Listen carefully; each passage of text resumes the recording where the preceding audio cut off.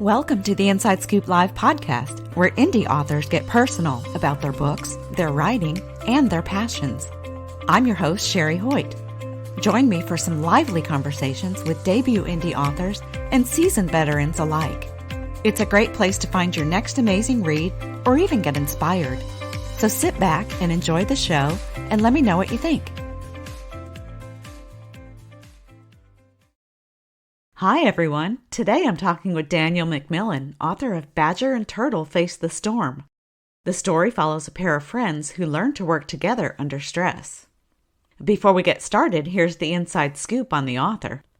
Dan McMillan is a therapist and psychologist in Alberta, Canada, and the father of 2 young children. This story was originally created to help highlight a common hurtful pattern in couples' relationships.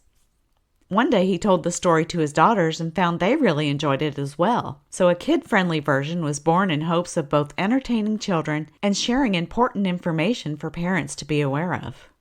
You can learn more about Dan McMillan and his work at danmcmillanbooks.com and assuredpsychology.com.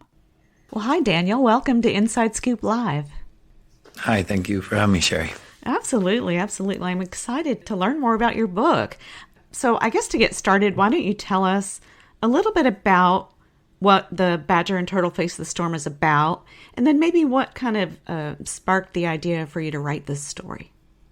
Sure. The Badger and Turtle Face the Storm is about 2 friends that, under stress, kind of fall into 2 natural ways of being that end up hurting each other, and then they have to move back towards connection. They have to reconnect. And the reason I wrote this was it actually came, I'm a therapist, I'm a psychologist here in Alberta, Canada, and it came from my office. I have worked with hundreds of couples and I have noticed a particular pattern that shows up in their relationship. And I used to tell them this pattern clinically as a pursue withdrawal or a demand criticism withdrawal pattern, and they never remembered it. And one day I invented this story about a badger and a turtle. Yeah, and it stuck, and it sort of fit for all of them, and they started using it, the language, and it started to help them. So I wanted to write a book with the same story or a similar version to hopefully help parents, because parents of little kids are at high risk of marital breakdown and of relationship, lack of satisfaction in relationship and lack of well-being. And that can impact children's well-being. So I wanted to write a story that they would read to their kids that would help them. And so that's how it came about. Yeah. When I was reading it, I got the vibe that children will love it, but it might be more geared towards adults. Yeah, that was definitely, it was the message that mattered to me. Truthfully, it's my first time ever writing a book because I don't know how talented of a writer I am, but I am a talented therapist, and the metaphor matters. So I was hoping to make a difference through sharing that. Yeah. So how did you come up with the badger and the turtle? Why did you choose those particular animals to explore the human emotions? Sure. I grew up in the country, in the rural Alberta country, in the farm, and I would always see these badger holes and never actually see, and the dirt was skewed behind them. I never actually got to see them dig, but I always wish I had. I always wanted to when I was a kid. And so somebody may take offense to the use of badger. It was the best animal I could find. A turtle retreats and withdraws, which is one partner avoiding or shutting down. And another partner comes forward, but in a way that's a little bit rough, usually criticism or anger or demand. And so to me, that fit as a badger because I just always pictured a badger digging these holes pretty ferociously. Yeah. And so that's how the animals were chosen. And it kind of stuck from there. And I would have couples come in and he would say, I totally turtled this weekend. Or she would say, I was badgering him and I realized that. And so we could have a real conversation. And it allowed people to sort of take ownership for how they showed up without them feeling blamed or demonized. So I ran with it. Yeah, it works. It's interesting to see what resonates with people or, what creates a meaningful connection for them. And it seems like the badger and the turtle just really kind of clicked. Mm-hmm. Anyway. Yeah. So why did you choose the storm it's kind of the central challenge in the book to represent the challenge anyway? I chose the storm as to represent life stress. And then rather than a particular incident, I wanted something that everyone experienced, because everyone experiences stress, obviously in life, but also in their relationships. So I wanted something that was really generic that all people kind of encounter. And you can't really avoid all the storms in life. So the storms of a person's relationship can look like many things. It can look like the birth of a child or an ill parent or financial struggle or many, many things. But I wanted to keep it broad so that people could kind of apply their own understanding of what was stressful for them. Also, I live in the foothills of the mountains. And so we get these storms that come in, and we can have hail, the size of golf balls or even baseballs once or twice a year. Oh, wow. And so the storms are no joke. If you get caught in the mountain, if you're hiking a storm, you're in real trouble. So to me, it also represented an actual threat rather than just an inconvenience. Yeah, yeah. And I love how you incorporated your Canadian landscape into the story too. So it just kind of personalized it. Yeah, because that's how I picture it. I pictured these two animals holding hands, walking, and it's a beautiful day and everything's going really well. We all know that feeling in a relationship. And then all of a sudden, this storm starts rolling in and your experience changes. It gets scary or dark. And you're all of a sudden this beautiful day with, bees and flowers and rabbits, and the sun changes. And now life is hard all of a sudden, and you need your partner there. And you go to look where he is, and he's in his shell, or the person in the shell looks over and the badger's trying to dig and scrape you out of your shell. So it just felt to me like a situation, much like our relationships, that we all face, and that is just a natural challenge for all people. Yeah. I think it's perfectly represented, especially I felt like the moment that they stopped holding hands, that's when the trouble really started, and they saw the storm coming. That's when they each went into their almost like fight or flight roles. Yeah. Yeah, it is actually. It is our fight and flight system. We either move towards or away from something that we're afraid of. And all people have both within, or freeze. And so these are sort of the personification. Is that the right word for an animal, though? Anyway, these are this personification of these parts that we all have inside of us. Part of us wants to close the gap when we feel under threat with another person, and we're not always very good at doing that in a way that works. And part of us wants to move away from threat and just avoid it and let the storm blow over, which creates distance. So I like that you said that, because all people have both parts. People tend to have a primary attachment strategy, so they tend to have a primary way, but depending on the relationship, they can switch. So I'm primarily a turtle. I've worked hard to be less so, but I remember once in a conflict with my partner, who was very much a badger, she all of a sudden became a turtle out of the blue, and I started becoming a badger without even knowing it. I started saying, being critical and just letting things, saying things that would normally, and I thought, who is this guy?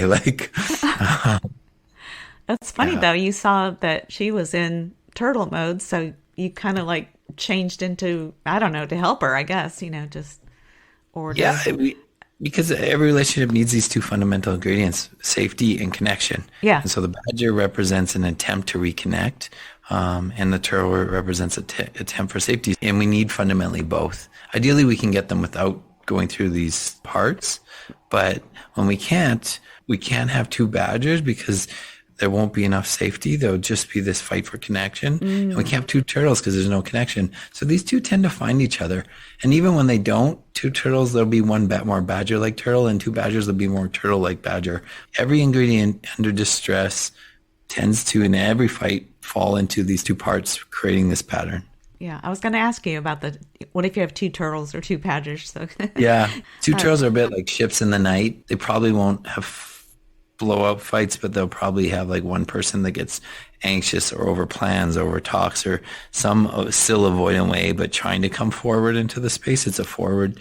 So it's a little badger-like. And if you have two badgers, those are really intense conflicts usually, and don't tend to last, the relationships. The turtle relationships can last, but often the connection dies over time. Yeah. I would say I'm a turtle up to a certain point, and then it's like then the badger comes out because I've had enough, maybe, or I don't know. Yeah. Yeah. Yeah. People have a primary pattern and a secondary pattern. It's called. So you're exactly right. Yeah. I'm actually a badger till a point and then I turtle. So yeah, often there's a flip-flop effect, which is, I mean, this conversation is exactly why I wrote the book, is I want people to think about their patterns, their attachment strategies is the language, because we don't learn this growing up. I didn't learn this. And I think most people's theories about relationships are that you just pick the right person, and if you're nice and they're nice, it'll work out. But relationships are hard and there's conflict, and you have to be able to find each other in the stress or the storm. And that was why I wrote the book, because I wanted people to learn what seemed to be helping all these couples I was seeing, but also had helped me in my life, and to learn in a fun way that they could, teach their kids at the same time and hear it in non-defensively. So that's why it mattered to me enough to write the book on it. Yeah. Kids pick up everything. So they're going to see, mom and dad's actions, or, whatever the family dynamic looks like, and that's what they'll know, because that's what they learn. So like I think I said in the beginning, it's kind of like both for kids and adults, but it's also good for different areas in our life, like all of our relationships. Would that be right? Like your work relationships and your... Yeah, I think to some degree, yeah. It's primarily focused, in my mind, on attachment relationships. So particularly too with your attachment relationships, so your parent-child, maybe sibling, child to parent, and then spouse. Those are your attachment relationships. It's like a dance, and you can see it in most places once you start looking for it. If you have an extra harsh, critical boss, maybe you're more quiet and avoidant, but you're not like that in your past workplace. But yeah, in my mind, it is particularly true because it touches our defensive parts, which is what an attachment relationship does, because our attachment bond is a survival bond. We're a packed animal, and when we're not connected, it cues our nervous system that we're under threat, hence why we act in all the crazy ways we do in relationships under conflict. Yeah. And so that's what really drives us into these fight or flight like parts. Yeah. And I think the illustrations go perfectly with the story and what you were just talking about. Did you work with an illustrator, or did your publisher handle that aspect? I worked with an illustrator, yeah, through the publisher, but I worked with them to sort of get these right, and they did a beautiful job. I agree. I think their illustrations are better than my writing. Oh, no. So I'm thankful for them for that. Well, with the children's book, both are important because the pictures kind of tell the story outside of the words. Like I could see the badger digging, and as a reader, I just wanted to yell out, turtle's scared, or vice versa. He's not clawing at you, he's trying to help you. So I thought that the words and the pictures went very well together, actually. So yeah. And I mean, just you saying that, like, how powerful would those almost exact words be in the next conflict? Like, instead of digging, to say I'm just really scared, I'm really alone, or the turtle, instead of withdrawing, just say, like, I feel nervous or scared that I'm not enough for you. Like, it's just so funny to me how that literally translates, but we don't use those words. We use all these other strategies in our lives. Yeah. Include myself. Well, we're all human, right? Yes, we are. Oh, so you talked a little bit about your writing. How challenging was it to make sure the book was engaging for kids without sounding kind of like a lecture? It was challenging. I'm not a writer. Or this is my first attempt anyway. It was challenging to make it kid-friendly, but still get the point across. Mm-hmm. And, when I think of books like There's No Such Thing as Dragons, or The Places You Go, or I Love You Forever, to me, these are really, really powerful books. I have little kids, and I read these books, and the message, as I'm sure you end up reading the books your kids like dozens and dozens of times. So the message really sinks in. And some of those books I feel were written for adults that are kid friendly.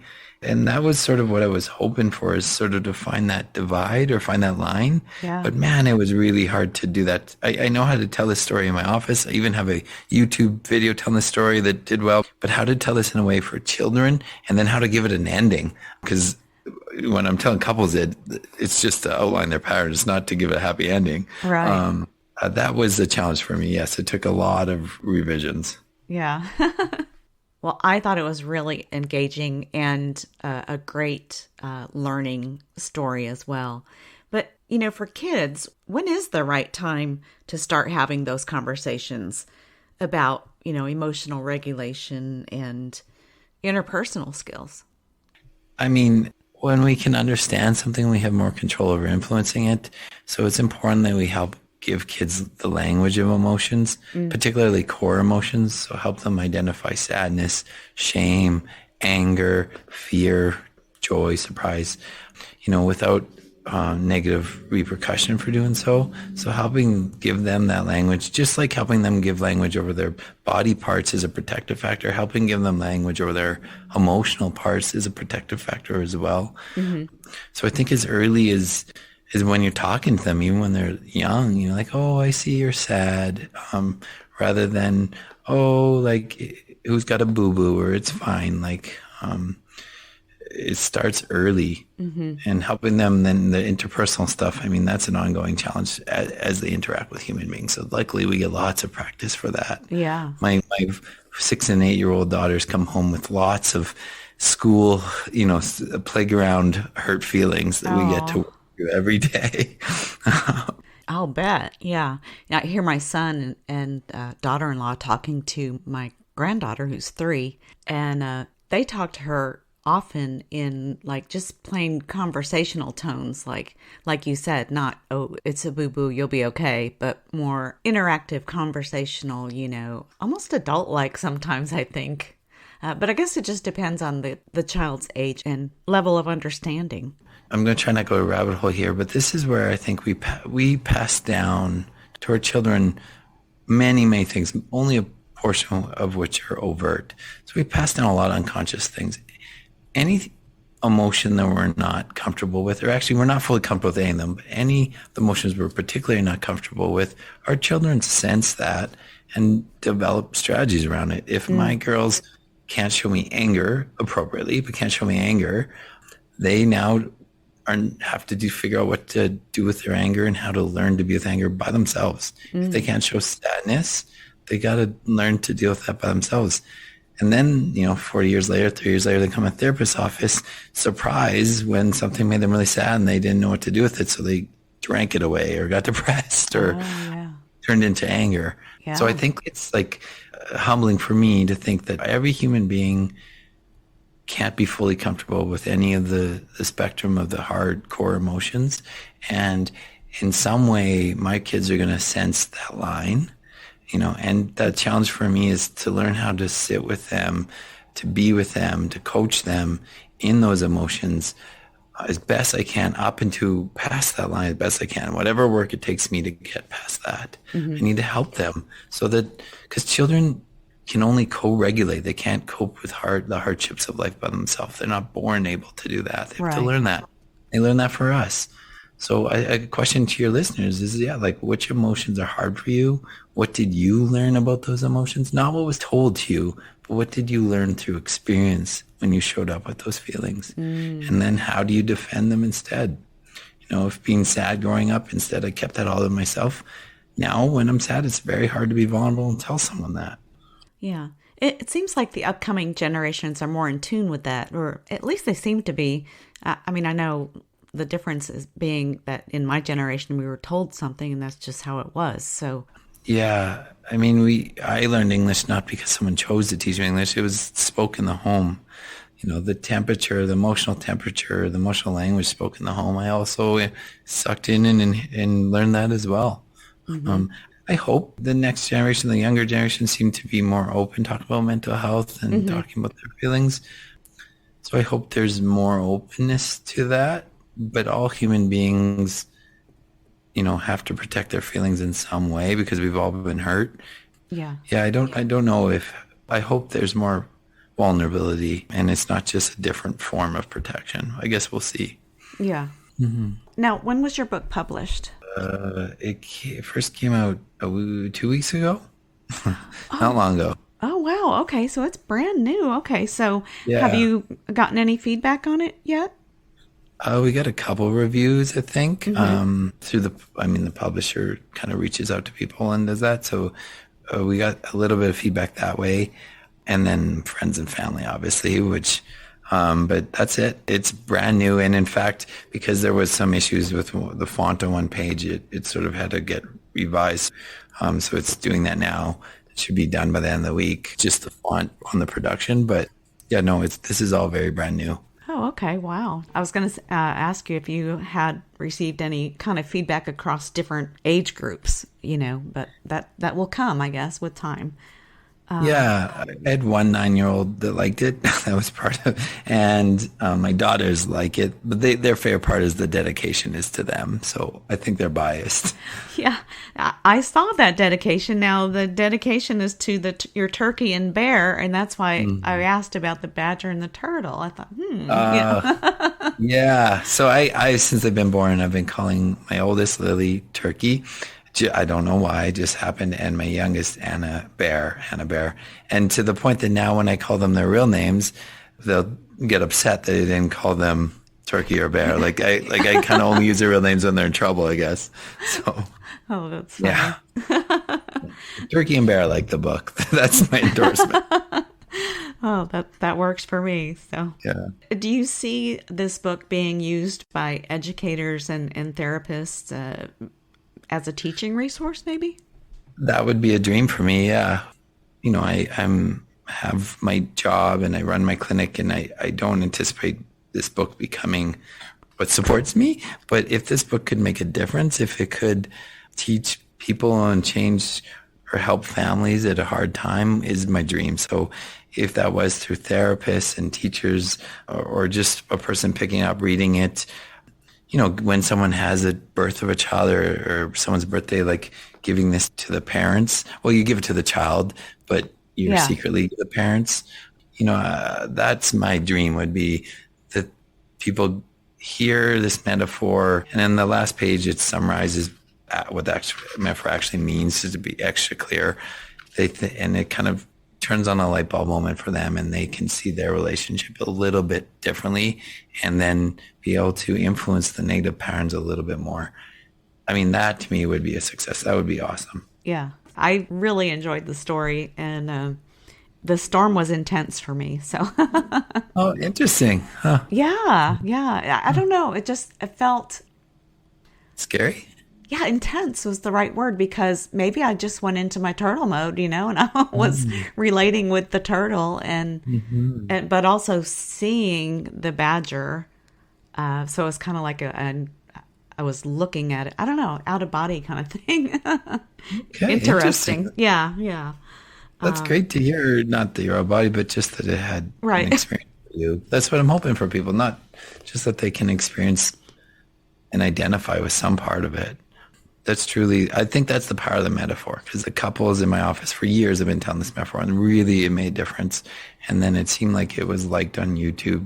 It made a difference there to some degree, not like 1 million hits or something, but and so it was really just trying to share this way of understanding something that's been known for 34 years in research, but just in this way that was more approachable, so people could grab onto it. That's great to hear. Yeah. Do you have plans for a sequel or a series that explores other emotional aspects of relationships? Or? I'm sure you and your had made people on here that I feel like I have a book inside me from my clinical work, but I don't, when and if I write that, I'm not sure. But I end up telling a lot of metaphors I think it's just how I think about things. I end up telling a lot of metaphors. So I have other metaphors that I think would be helpful in helping teach people to learn key elements of themselves in a non-scary way. So I may go that route too. I'm not sure. I think there's something in the future. Just I haven't figured that out. There's something brewing. Yeah. Yes. Oh. So if readers could take away one lesson from your book, what would you hope that is? That is a great question. I mean, the first thing that comes to mind is that while it makes sense that you protect yourself in the way you do, whether that's being a turtle or a badger or both, so it makes sense that like at some point in your life that was likely crucial to be that way. So it makes sense that you're still that way. Just to try to be vulnerable and step outside of those positions when you can. It doesn't guarantee it'll go perfectly, but it's your best chance of success, your best chance of making a change in your pattern. So just to try to be vulnerable in the way you can, if you can. Mm-hmm. It's scary. Yeah. Yes, it wouldn't be called vulnerability if it wasn't. Right. Yeah. Yeah, but it's terrifying. It's terrifying. It's hard. When I'm fighting my partner, I want a turtle so bad. And sometimes all I can do is to own that and say, I really want to shut down right now. But by me saying that, it's actually doing the opposite. And at first I'd scare the crap out of her, but now she can hear that and say, thank you. Like that actually makes me feel a little more reassured that you're not going to. Mm-hmm. Yeah. Well, and then she understands where you're coming from, so she won't misinterpret your actions. Exactly. We apply, without that, we apply our own assumption. So she assumes it's whatever, and the assumption's your injury inside that you just project on the world. So when she's like that, I assume it's because she doesn't care because I don't matter. And I've had that fear since I've been little.